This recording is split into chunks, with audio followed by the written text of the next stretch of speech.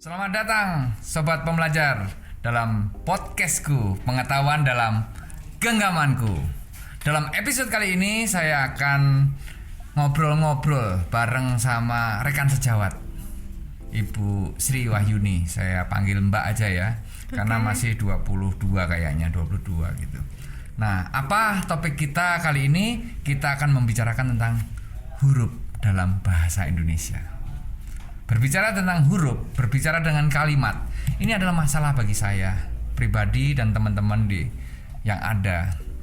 Dimana pada saat kita ngomong itu gampang, pada saat kita pidato itu gampang, tapi pada saat kita menulis, apalagi tulisan-tulisan naskah yang sifatnya official, itu menjadi masalah karena ada aturan-aturan atau rule yang harus diikuti. Nah, berbicara tentang rule dari huruf ini, maka kayaknya lebih tepat kalau Mbak Yuni nih yang cerita ya, Mbak Yuni ya. Siap. Gimana Mbak Yuni? Sehat Mbak Yuni? Alhamdulillah sehat, Mas. Ya. Ini Sobat Pembelajar di podcastku akan menyimak tentang huruf dan kalimat dalam bahasa Indonesia.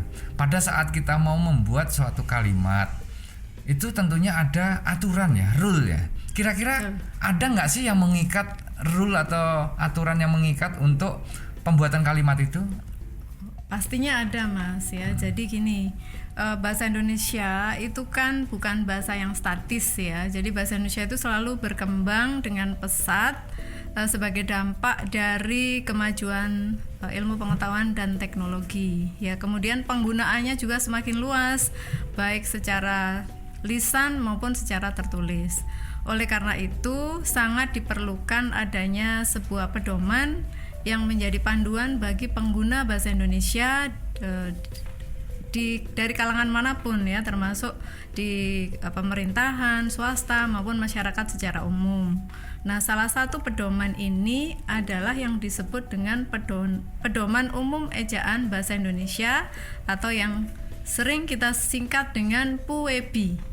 Bedanya sama EYD apa ya Bu ya? Nah, ini dia. Kadang orang tidak tahu apa bedanya PUEB dengan EYD atau menganggap PUEB itu sama dengan EYD, bahkan sampai sekarang masih menyebut-nyebut EYD gitu. Padahal pedoman ejaan yang berlaku saat ini adalah yang PUEB ini. Jadi EYD itu sudah tidak berlaku ya. Sudah diganti dengan PUEB. Kemudian perbedaannya apa? Perbedaannya adalah gini Mas Ekso. Jadi semua kaidah yang ada di EYD atau ejaan yang disempurnakan masih tetap berlaku. Kemudian ditambah dengan beberapa kaidah yang baru yang sebelumnya belum ada di EYD. Gitu Mas. Oh gitu ya. Nah itu jadi gitu ya Sobat Pembelajar ya. Di dalam pikiran saya sampai dengan hari ini saya masih berpikir tentang EYD tahun 72 gitu ya. Nah, ternyata dengan adanya acara ini kita tahu ada yang namanya PUEB.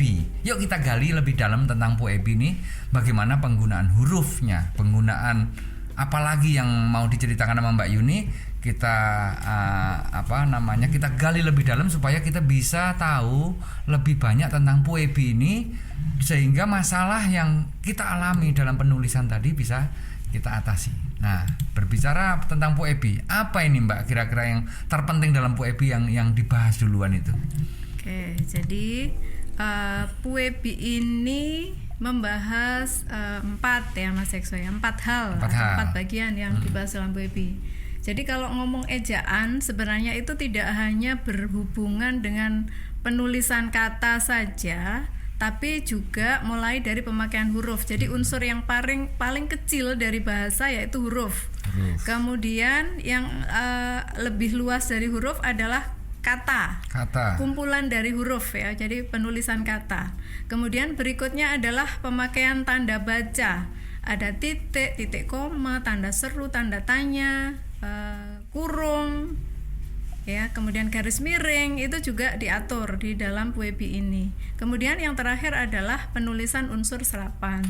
Ya, seperti kita ketahui bahasa Indonesia itu banyak menyerap dari bahasa lain ya, baik bahasa asing maupun bahasa Jawa. Contohnya kayak sorry, apa bukan itu? hanya bahasa Jawa, termasuk bahasa daerah. Bahasa daerah, berarti termasuk bahasa Arab juga diserap, Betul. bahasa Inggris diserap, Iya, betul sekali. bahasa Jawa diserap. Bisa ngasih contoh nggak dari beberapa serapan-serapan itu? Oke, contohnya adalah misalnya rezeki. Itu serapan dari bahasa mana kalau Mas Ekso tahu? Rizki, Iya, Arab dari kayaknya. bahasa Arab. Arab. Iya, betul. Izin. izin, kayaknya sama deh itu. Sama Arab bahasa ya. Arab juga kan. Nah, kemudian mengunduh. Oh, kalau mengunduh Mengunggah. tahu saya. Nah, dari mana, Itu pasti orang Jawa itu. Yes, betul sekali. Nah, itu contoh-contoh serapan yang diambil dari bahasa lain ya, dari bahasa asing maupun bahasa daerah, kemudian diserap dan disesuaikan bentuknya ke dalam bahasa Indonesia. Ya ini asik juga ya serapan-serapan gitu. Mungkin sobat pembelajar yang ada di sana yang sedang memperhatikan podcastku tentunya bingung ya, download kok mengunduh gitu loh. Nah, mengunduh itu apa sih? Memetik sesuatu dari suatu pohon. Jadi ngambil dari atas ke bawah. Jadi download itu dari atas ke bawah gitu. Oh, itu ya. Jadi saya jadi lebih tahu. Pertama-tama mengunduh bingung. Mengunggah, jadi menaikkan dan menurunkan begitu ya. Dari cloud computing itu tadi. Wah, lebih keren lagi. Nah, tadi ada disebutkan ada dari huruf kemudian menjadi kata, abjad. Nah, dari huruf dan abjad ini dalam PUEBI apa yang diatur yang meski teman-teman sobat pembelajar itu harus ketahui teman-teman ya, yang pentingnya apa kira-kira? Ya, oke.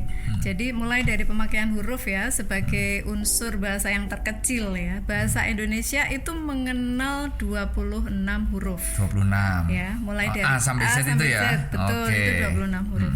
Ya, Mas Ekso apa enggak? Apa dong? Coba sebutin, Mas. A B C D E F G H I J K L M N O P Q R S T U X Y Z. Nah, Oke. A, B, terus C, huruf D. ketiga adalah C D. C. Ya. Oke. Jadi betul ya, yang disebutkan Mas Ekso tadi betul ada 26. Tetapi dari sisi pengucapan atau pelafalan ada yang salah nih. Oh, Nah, ternyata gitu. pelafalan itu juga diatur, Mas. Pantes saya nggak pinter-pinter bahasa Indonesia ya. A, B bukan C melainkan C. Jadi cara mengucapkan itu juga diatur, Mas. Oke, Ya. A, B, C, D. Oke. Ya, jadi kalau tulisannya W dan C itu bacanya bukan WC melainkan WC. WC.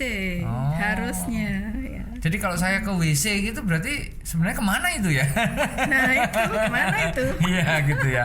Oke, jadi kayak dalam komputer gitu kayak semacam sintak gitu ya. Jadi Iya, kalau nggak betul. masuk, nggak bener, dia nggak diproses gitu ya. Iya, Orang gitu ditolak. ya. Nah, itu namanya apa ya? Kalau kesalahan yang biasa gitu kan sering ya para sobat pembelajar di sini kita sering loh yang seperti saya ini salah C harus C gitu. Nah, kira-kira coba di antara sobat pembelajar pastinya banyak ya yang mengalami itu apa atau memang saya sendiri? Ya, sepertinya itu kesalahan yang umum ya, Mas ya. Mungkin dari kebiasaan menggunakan dwi bahasa ya, bilingual, kebiasaan mungkin kecampur dengan bahasa Inggris ya. Nah, pelafalan bahasa Inggris C itu kan C ya. AC gitu ya. Padahal tulisannya A dan C, dibacanya AC. Inggris enggak, Indonesia juga enggak gitu ya. Kalau bahasa Indonesia kan harusnya AC. Itu juga terpengaruh karena lagu-lagu juga ya. Betul. Jadi Kemudian, memang banyak sekali interaksi dengan bahasa lain yang mempengaruhi kebiasaan kita dalam berbahasa, terutama bahasa lisan gitu. Iya.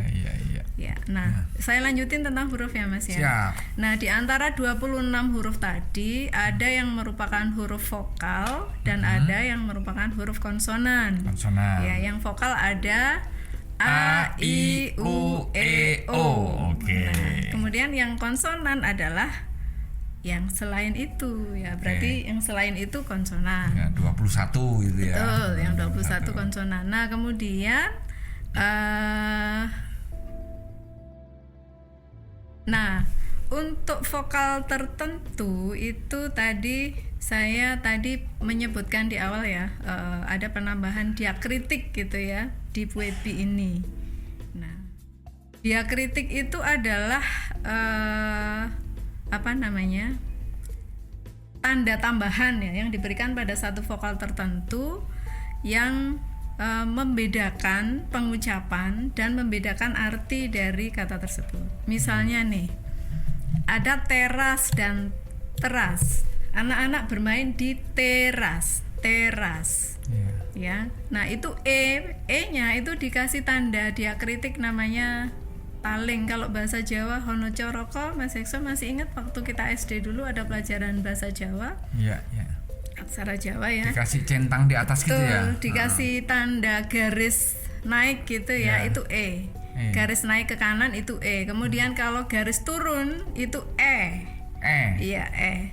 Seperti e. Kemudian ada itu pepet ya. Ada tebet. Nah, itu berarti itu pepet. Bukan tebet. Dan bukan tebet. Nah, kemudian ada menteng. Kalau pepet bentuknya kayak apa itu? Kalau pepet itu seperti caping gitu loh, Mas. Caping. Jadi kayak pangkat ya, kalau dalam mainnya pangkat gitu ya. Pangkat. Iya. Itu. Jadi diakritik itu penanda tambahan yang membedakan pelafalan sehingga untuk kata-kata yang artinya berbeda. Nah, itu tadi sobat pembelajar.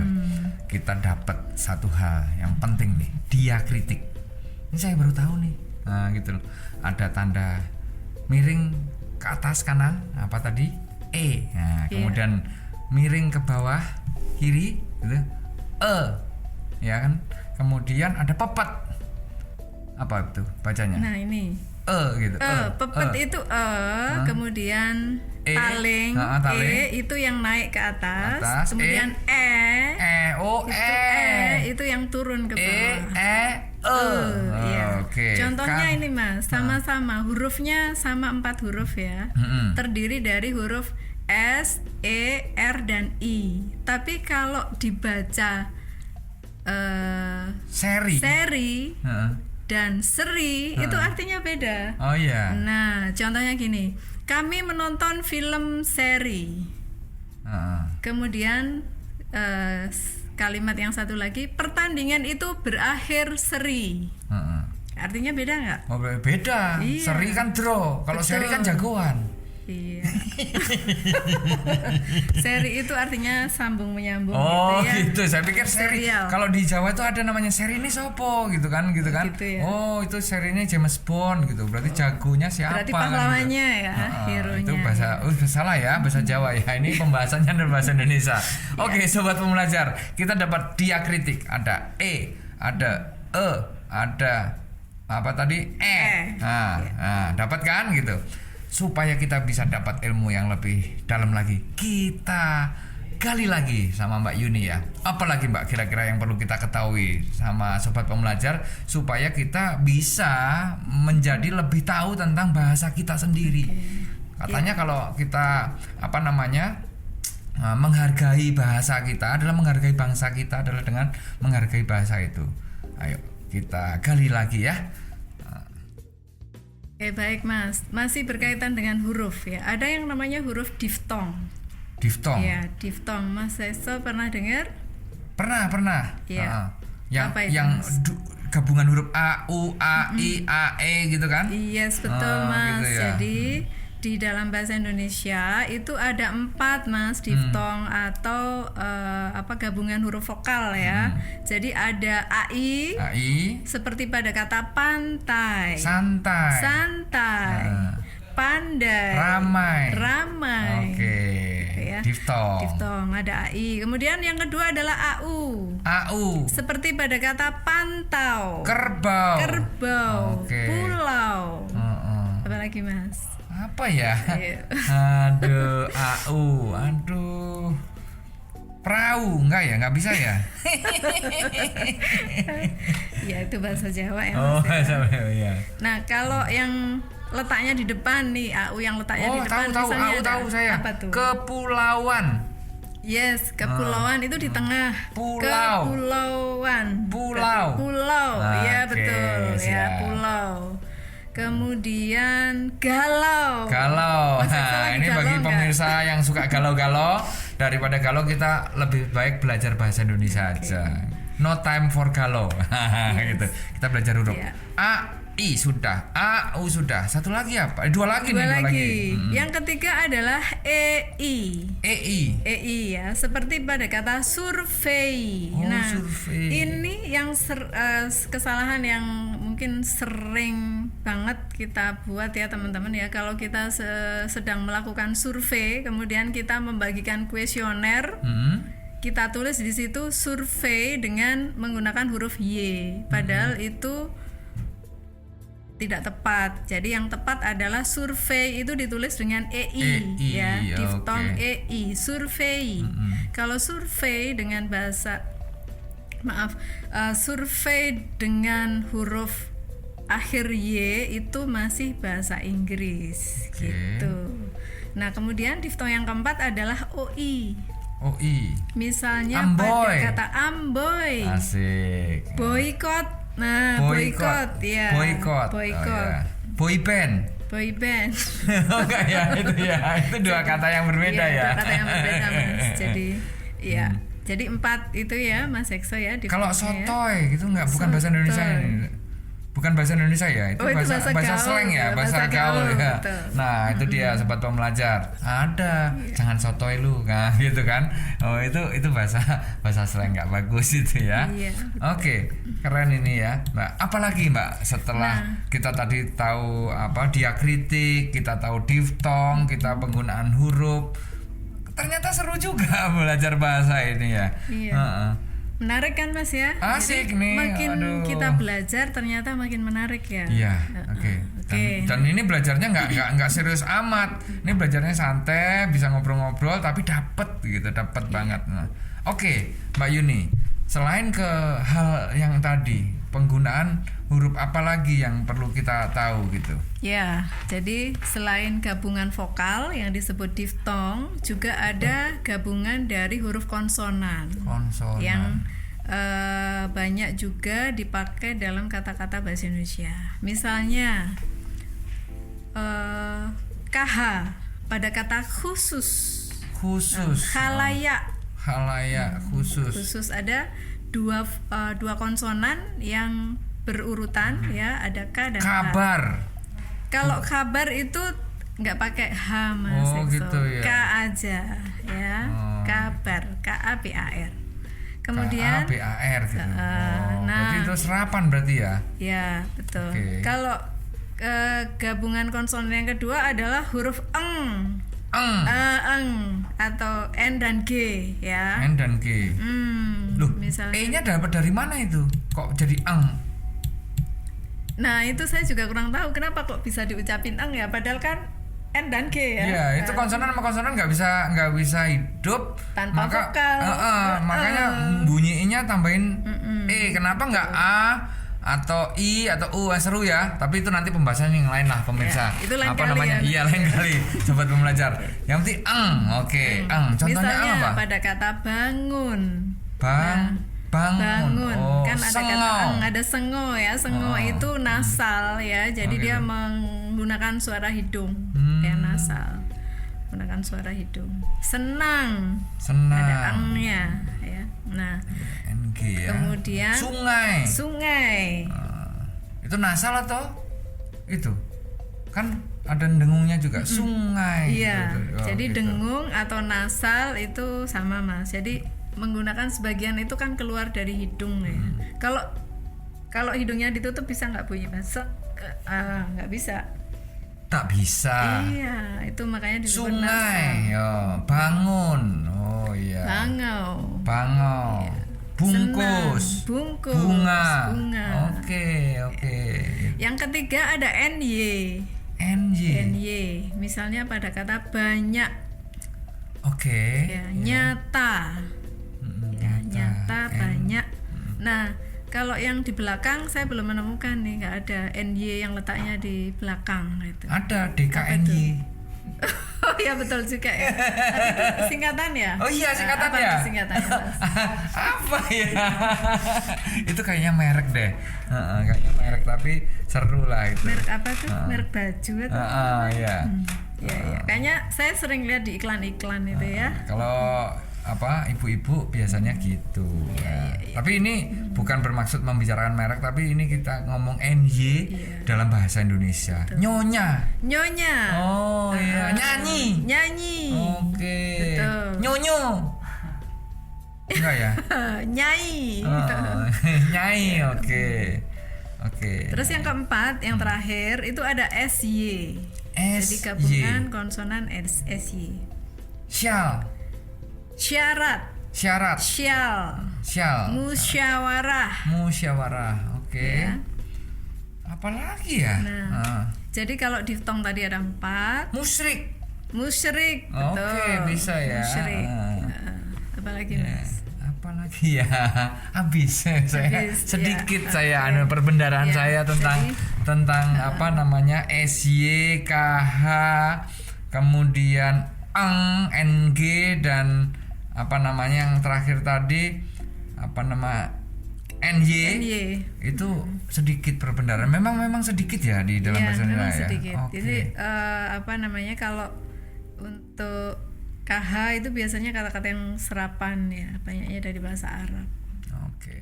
Jadi yang perlu diingat mungkin ininya ya Mas Ekso, sebagai pengingat ya, diftong itu ada 4. Kemudian gabungan konsonan itu juga sama ada 4. Ada 4. Gitu ya. Jadi 4 sama 4. 4 sama 4. Gitu. Harus sama dengan 4 ditambah 4 sama dengan 8. Sempat nggak sempat, kita harus berlomba balapan untuk belajar kan begitu. Oke. Makin seru aja kita ngomong huruf. Terus kemudian ada diftong, ada double tadi. Nah, kalau penggunaan huruf yang besar kecil itu apa namanya, Mbak? Itu namanya huruf kapital atau non kapital. Jadi huruf kecil itu disebut juga huruf non kapital. Non kapital. Ya.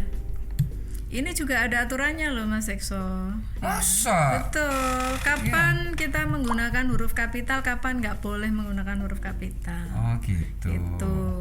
Jadi biasanya dipakai dalam ya itu tadi yang saya bilang tadi ya, pas nulis artikel apa segala macam saya banyak dicoret-coret gara-gara saya bablasin aja, pokoknya yang pertama saya tulis gede aja gitu. Iya, pokoknya huruf awal selalu huruf kapital gitu ya, padahal tidak selalu. Ya, gitu. Ini tergantung ininya, konteks kalimatnya gitu ya. Jadi nih saya akan menjelaskan contohnya. Jadi huruf kapital itu pertama dipakai sebagai huruf pertama di awal kalimat. Ya, kalimat ya. Kalau yang namanya kalimat itu harus punya minimal 1 subjek dan 1 predikat. SP.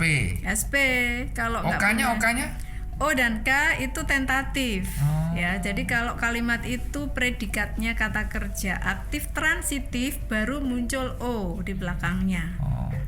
Kemudian K itu keterangan, itu sifatnya manasuka, artinya boleh ada boleh tidak. Jadi kalau dikatakan suatu kalimat kalau ada subjek dan predikat. Nah, kalau misalnya nanti kata predikatnya aktif transitif, maka dia diperlukan objek. Betul sekali. Oke, keren banget nggak pemirsa? 50 tahun baru tahu loh. Jadi ternyata kalau belajar dengan santai kayak gini, ngobrol-ngobrol jadi malah gampang ya. Tapi kalau pas baca kok saya nggak paham-paham ya. Wah, ini saya jadi lebih pengen menggali lebih dalam lagi. Tadi awal kalimat. Apalagi yang kedua, huruf kapital dipakai di unsur nama orang, termasuk julukan.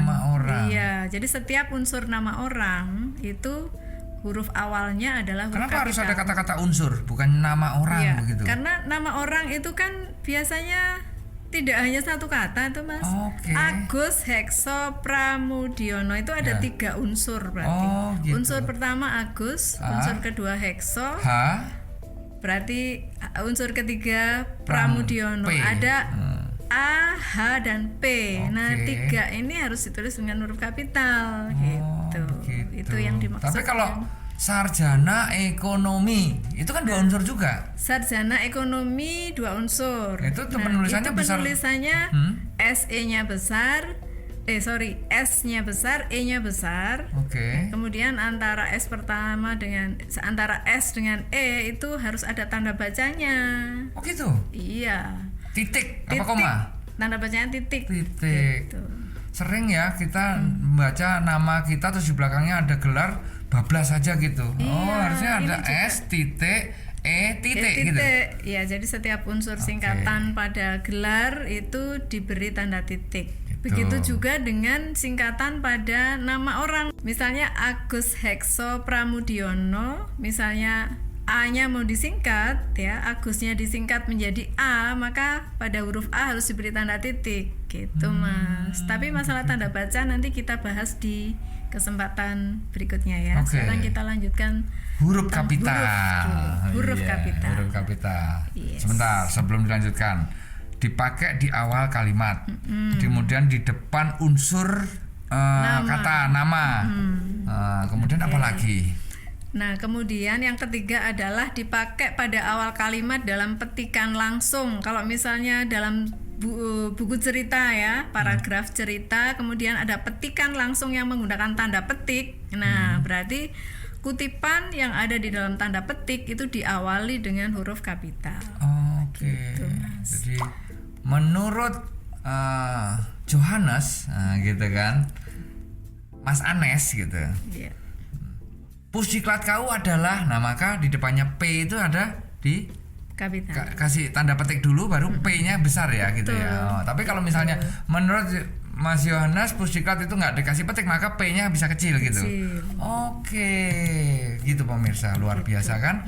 Nah, terus itu yang ketiga, keempat ada nggak keempat? Ada, ini banyak Mas aturannya tentang huruf kapital ini. Ya. Oke, yang kita keempat lanjut. kita lanjut ya. Yang keempat itu huruf kapital dipakai pada huruf pertama setiap kata nama agama. Oke. Kitab suci dan nama Tuhan ya, termasuk sebutan dan kata ganti untuk Tuhan. Ya, contohnya misalnya Islam, I-nya kapital. Kristen, K-nya kapital. Kemudian Allah, A-nya kapital. Al-Quran itu hanya A-nya saja yang kapital, Mas. Iya. Jadi Qurannya kecil dan tulisannya disambung semua, gitu. Jadi ejaan yang benar seperti itu. Ya, tapi masalah ejaan nanti kita bahas di sesi yang lain ya. Oke. Nah, kemudian kata ganti untuk Tuhan, contohnya misalnya nya, ya. Oh iya, N-nya besar ya. N-nya besar. Ya, jadi bukan kalau nya untuk kata pengganti untuk Tuhan itu bukan N-Y-A-nya kapital semua, yang kapital hanya N-nya saja. Doang, ya. Siap. Kemudian engkau, kalau engkau itu menunjuk ke Tuhan itu E-nya kapital. Engkau. Ya, huruf E-nya huruf kapital. Jadi kalau kita membaca tulisan yang hurufnya E-nya besar, itu berarti arti yang menulis itu artinya pengennya itu Allah gitu ya, itu Tuhan gitu ya. Merujuk ke Tuhan. Ada lagi nggak? Ada lagi Mas, masih banyak ya. Yang kelima ya, sebagai huruf pertama unsur nama gelar ya, gelar baik gelar kehormatan, keturunan, keagamaan maupun gelar akademik. Nah, yang tadi Mas Ekso sebut-sebut ada gelar akademik sarjana ekonomi. Ya. Profesor, doktor, insinyur, Raden Mas. Gitu ya. Ya. Raden Ajeng, R.A. Kartini ya, yang terkenal ya. R.A. Kartini. Oke. Gitu ya. Oke, itu yang kelima. Kemudian yang keenam dipakai sebagai huruf pertama dari unsur nama, jabatan dan pangkat. Nah, kita kan sebagai PNS pasti di tempat kita bekerja ada nama jabatan. Widya Iswara Utama misalnya. Belum ya, Mbak? Oh, belum ya? Belum. Sekarang apa, Mas? Madya. Oke. Widya Iswara Madya. M-nya besar. W-nya besar. M-nya besar. Gitu. Kemudian kepala bidang penyelenggaraan. K-nya besar, B-nya besar. B-nya besar, P-nya besar. Gitu ya. Jadi gitu ya, sobat pembelajar ya. Dipakai untuk awal kalimat yang menunjukkan gelar sama pangkat ya. Oke, ada lagi nggak? ada, masih banyak ya. Oke. Berarti kalau gelar tadi termasuk presiden, menteri, itu berarti M-nya besar, P-nya besar gitu ya? Kalau diikuti dengan nama di belakangnya. Tapi kalau tidak diikuti nama, misalnya dia diangkat sebagai menteri, atau kecil. dia diangkat sebagai salah satu menteri dalam kabinet kabinet apa sekarang, Mas? Indonesia Maju. Indonesia Maju. Ya, gitu. kalau tidak diikuti nama kementerian, berarti menterinya M-nya kecil. Oke. Tapi kalau dia diangkat sebagai Menteri Pendidikan dan Kebudayaan, M-nya besar. kapital. Oke. Begitu. P-nya besar. Nah, pendidikan dan kebudayaan, D-nya kecil, K-nya besar. Oke. Makin tahu kita sobat pembelajar. Seru ya. Kita lebih dalam lagi. Nah, kayaknya udah dikit lagi nih. Nah, selanjutnya kita akan membahas huruf miring dan tebal. Nah, Betul. apa yang perlu pahami dari huruf miring dan tebal ini, Mbak Yuni? Makasih Mas Eko. Jadi huruf miring dan huruf tebal ini digunakan secara khusus, Mas ya. Jadi kalau huruf miring itu ada 3 penggunaannya. Yang pertama digunakan untuk menuliskan judul buku, nama majalah, surat kabar yang dikutip dalam tulisan, termasuk dalam daftar pustaka. Nah, kalau kita nulis makalah, karya ilmiah itu kan kita sering mengutip ya, dari berbagai buku, dari berbagai mungkin majalah, surat kabar, termasuk dalam daftar pustaka. Nah, ini menggunakan huruf miring untuk menuliskan nama bukunya. Misalnya nih, dalam daftar pustaka ya, judul bukunya ditulis miring. Kemudian tips and trik pembuatan formula oleh siapa gitu ya, gitu. Berarti judul bukunya dimiringin. Tips and triknya tadi dimiringin. Tips and triknya dimiringin. Oke. Yang kedua, untuk menegaskan kata atau bagian kalimat yang ingin diberi penekanan. Biasanya ini dalam korespondensi atau surat menyurat atau dalam nota dinas. Jadi bagian yang terpenting yang harus mendapat perhatian dari si penerima surat atau nota dinas, itu yang biasanya kita beri penekanan dengan menggunakan huruf miring. Penekanan ya. Penekanan. Misalnya gini, konfirmasi dapat kami terima, atau konfirmasi mohon disampaikan paling lambat hari Senin tanggal 30 Agustus 2021. Nah, hari Senin 20 Agustus 2021 itu dimiringkan. Oke, penekanan. Memberikan penekanan. Yang ketiga, Mas. Yang ketiga adalah untuk menuliskan kata atau ungkapan dalam bahasa lain selain bahasa Indonesia, baik asing maupun bahasa daerah, gitu. Misalnya, ungkapan Bhinneka Tunggal Ika merupakan semboyan bangsa Indonesia. Bhinneka Tunggal Ika ini kan dari bahasa Sanskerta ya. Nah, itu dimiringkan gitu karena itu adalah bukan bahasa Indonesia yang ditulis dalam kalimat bahasa Indonesia. Dalam pengertian saya pikir hanya bahasa Inggris, bahasa Rusia, bahasa itu. Ternyata bahasa Sanskerta atau bahasa Jawa pun dianggap bahasa asing ya. Bahasa Batak gitu. Jadi begitu. Bahasa Napak. Gitu ya. Jadi begitu ya, sobat pembelajar ya. Bahasa asing itu adalah semua bahasa yang bukan bahasa Indonesia.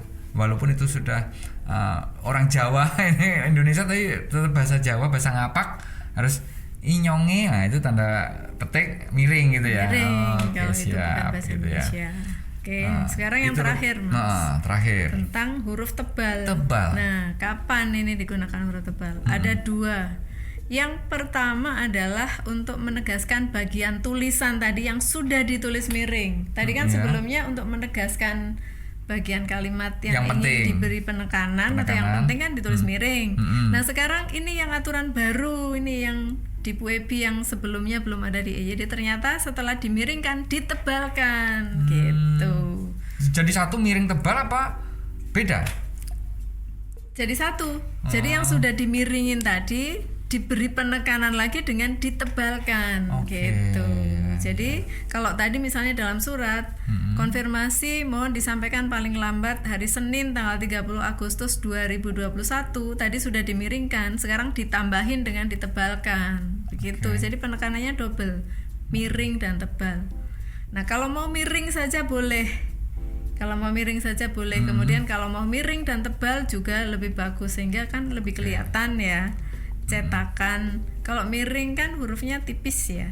Nah, kalau tebal takut itu terlewat mungkin ya gitu ya. Lebih kelihatan gitu, lebih eye catching gitu, lebih double impact. Betul sekali. Gitu ya. Jadi udah miring tebal pasti nggak kelewat nih. Nah, yang terakhir nih, yang tebal. Nah, ini yang paling penting ini.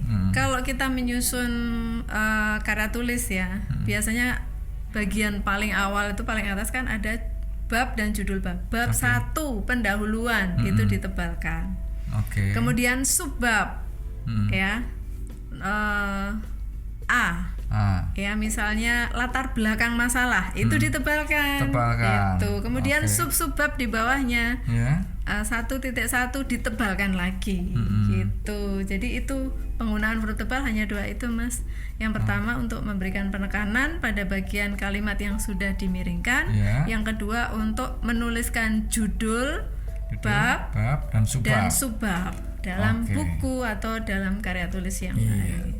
Jadi begitu ya Sobat Pembelajar ya. Kita tidak terasa sudah hampir 20 menit kita berbicara tentang bahasa Indonesia baru bagian 1, huruf.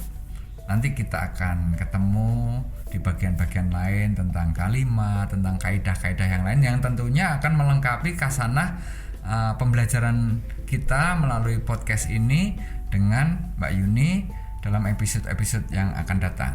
Nah, jadi kesimpulan daripada episode yang 1 ini bahwa jangan kita lewatkan bahwa hal-hal kecil dalam huruf itu ternyata banyak aturannya dalam PUEBI yang sudah menggantikan EYD. Jadi mulai hari ini kita stay fokus ya mempelajari bahasa Indonesia ini sehingga kita menjadi orang-orang yang bisa menghargai budaya. Jadi orang bangsa yang besar adalah orang yang menghargai budayanya. Salah satu budaya adalah bahasa kita yaitu bahasa Indonesia. Begitu ya Bu Yuni ya. Oke, sampai ketemu di episode-episode mendatang dalam pembelajaran bahasa Indonesia bersama Mbak Yuni dalam podcastku Pengetahuan dalam Genggamanku.